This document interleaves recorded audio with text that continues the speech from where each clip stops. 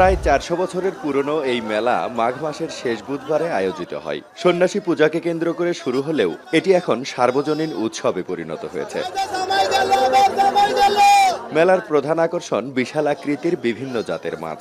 বিপন্ন বিধায় নিষেধ সত্ত্বেও এবার উঠেছে ৩০ কেজি ওজনের বাঘাইর, যার প্রতি কেজির দাম ১৫০০ থেকে ১৮০০ টাকা।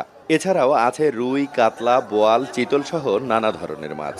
১০ থেকে ১২ লক্ষ টাকার মাছ আছে আমাদের এখানে।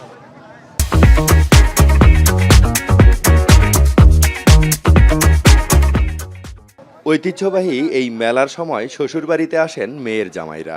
আত্মীয় স্বজনদের জন্য কেনেন বিশাল আকৃতির মাছ। তাই এই মেলাকে অনেকে জামাই মেলা বলে থাকেন। ঈদে যদি জামাই মেয়েকে দাওয়াত না দিলেও চলে, তবে এই মেলাকে কেন্দ্র করে জামাই মেয়েকে দাওয়াত দিতে হবে এবং জামাইকে পরবি দিতে হবে। সেই টাকা নিয়ে জামাই এই মেলার থেকে মাছ কিনে শ্বশুরবাড়িতে নিয়ে যাবে। মেলার পরিধি ঠিকই আছে। গ্রামীণ এই মেলাগুলোতে যা যা পাওয়া যায় তার সবই আছে। শুধু হারিয়ে গেছে মেলার বিশেষ আকর্ষণ শত কেজির বাঘাইর মাছ।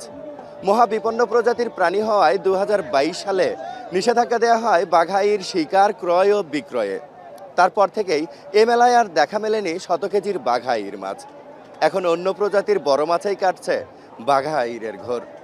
রাজীব সেলিম, এখন, বগুড়া।